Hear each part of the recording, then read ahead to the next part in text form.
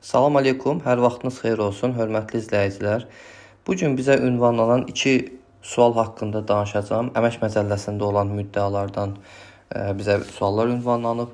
Bu ilk sual 143-cü maddənin birinci bəndidir. 143-cü maddə Əmək Məcəlləsinin birinci bəndində qeyd olunduğu kimi işçi əgər iş ili ərzində məsuliyyətindən istifadə etməyibsə, onun əmək müqaviləsinə 70-ci maddənin A və C bəndləri ilə, yəni 70-in A-sı müəssisə ləğvi, C-də bildiyiniz kimi kobud pozuntular.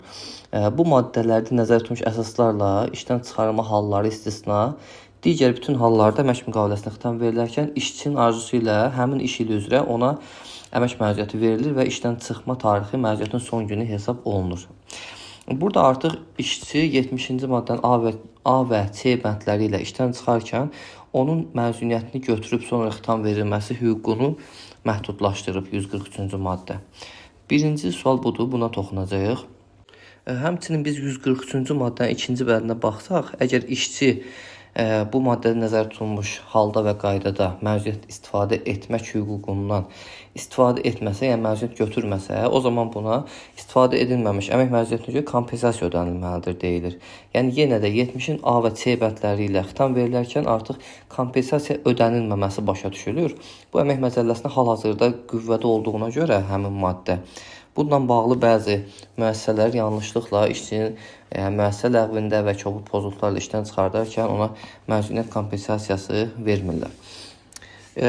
Burada xüsusi olaraq qeyd etmək istəyirəm ki, bununla bağlı 2000-ci il 23 fevral Konstitusiya Məhkəməsinin qərarı var.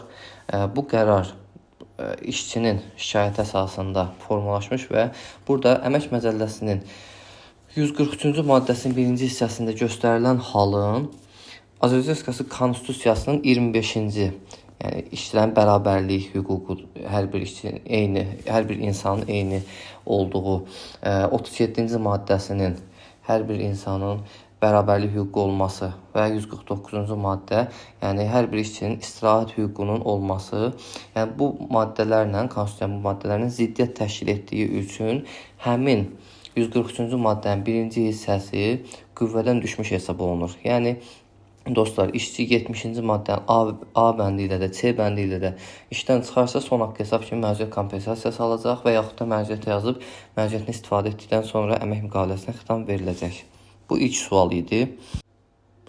Digər ikinci sualda da Əmək Məcəlləsinin 116-cı maddəsinin ikinci bəndində işçinin əmək stajına görə əlavə məsuliyyət hüququnun bir işə götürənlə, yəni bir müəssisədə işə götürənlə əmək müqaviləsi bağlayaraq faktiki olaraq işlədiyi dövrə əsasən müəyyən olunması qeyd olunub. Bu da öz növbəsində Konstitusiya Məhkəməsinin 2000-ci il 29 noyabr tarixli qərarı ilə yenə Konstitusiyaya uyğun gəlmədiyi üçün qüvvədən düşmüş hesab olunur. Yəni, işçi bir neçə işə götürənlə, ümumiyyətlə bir neçə müəssisədə göstərdiyi fəaliyyətlərlə cəm şəklində staja görə əlavə məsuliyyət hüququndan istifadə edə bilər.